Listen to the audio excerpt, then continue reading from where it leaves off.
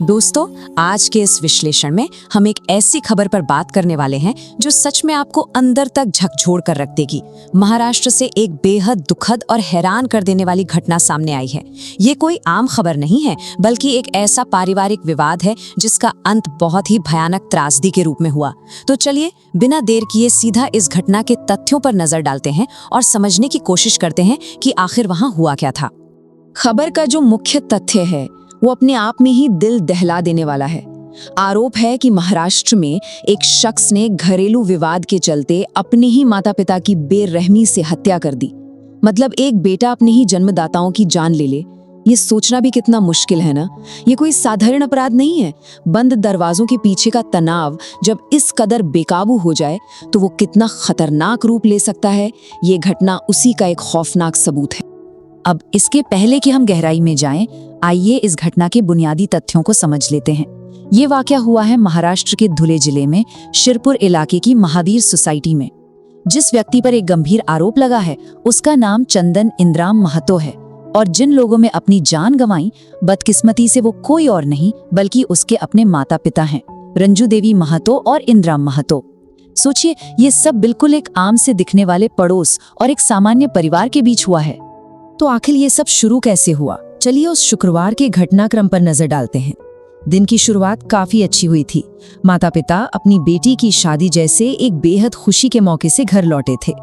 दोपहर का समय था, लेकिन घर का माहौल अचानक से बिगड़ने लगा।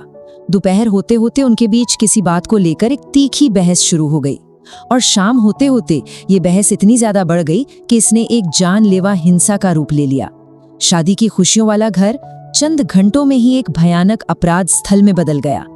अब सवाल ये उठता है कि आखिर वो ब्रेकिंग पॉइंट क्या था? बात इतनी कैसे बिगड़ गई? तो पुलिस की जो अब तक की जांच है उसके मुताबिक घर लौटने के बाद माता पिता ने अपने बेटे को किसी बात पर फटकार लगाई थी, लेकिन बात सिर्फ डांट डपट तक नहीं रुकी। कथित तौर पर बेटे की पत्नी यानी उनकी बहू के सामने कुछ अपमानजनक बातें भी कही गईं, और यही वो पल था जिसने आरोपी के अंदर के गुस्से को पूरी तरह से भड़का दिया। देखिए, हम यहाँ इस हिंसक प्रतिक्रिया को बिल्कुल भी सही नहीं ठहरा रहे हैं।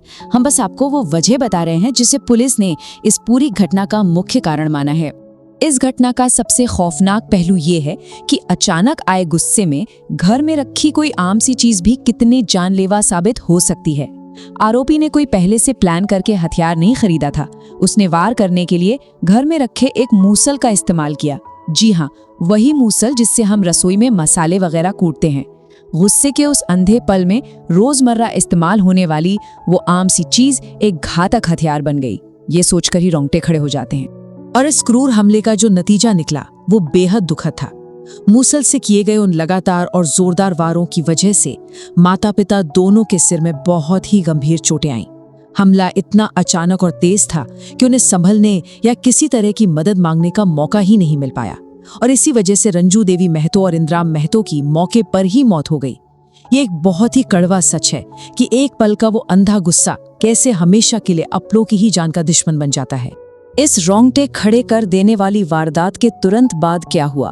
अपने ही माता पिता की जान लेने के बाद आरोपी चंदन ने वहां से भागने की कोशिश की, लेकिन यहीं पर स्थानीय लोगों की यानी पड़ोसियों की एक बहुत ही अहम भूमिका सामने आती है। वहां के कुछ सतर्क पड़ोसियों ने तुरंत बीच बचाव किया और भाग रहे आरोपी को पकड़ लिया। उन्होंने जरा भी वक्त बर्बाद नहीं किया और फौरन पुलिस को खबर कर दी। पुलिस भी मौके पर पहुंची और उसे गिरफ्तार कर लिया। अगर पड़ोसी इतनी मुस्तैदी नहीं दिखाते तो शायद आरोपी वहां से भाग निकलने में कामयाब हो जाता। अगर हम अभी की कानूनी स्थिति की बात करें तो प्रशासन पूरी तरह से एक्शन में है। पुलिस ने आरोपी को अपनी कस्टडी में ले लिया है और फिलहाल महाराष्ट्र के धुले में इस पूरे मामले की बहुत ही बारीकी से जांच चल रही है। जांच अधिकारी क्राइम सीन से जुड़े हर एक सबूत को इकट्ठा कर रहे हैं, पड़ोसियों के बयान दर्ज किए जा रहे हैं, ताकि जब ये मामला अदालत में जाए तो हर एक कड़ी बिल्कुल साफ हो। ये पूरी कानूनी प्रक्रिया बहुत जरूरी है ताकि सच सामने आ सके और कानून अपना काम कर सके। तो दोस्तों, इस विश्लेषण के अंत में ये पूरी घटना हमें सोचने पर मजबूर कर देती है एक छोटी सी पल भर की घरेलू बहस इतनी तेजी से एक ऐसी भयानक त्रासदी में कैसे बदल सकती है जिसे कभी वापस ठीक नहीं किया जा सकता।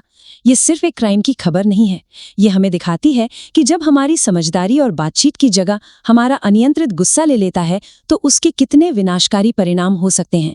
ये हम सबके लिए एक बहुत बड़ी चेतावनी है कि घर के तनावों को कभी भी नजरअंदाज नहीं करना चाहिए। आज के इस विश्लेषण में हमारे साथ जुड़ने के लिए आपका बहुत बहुत धन्यवाद।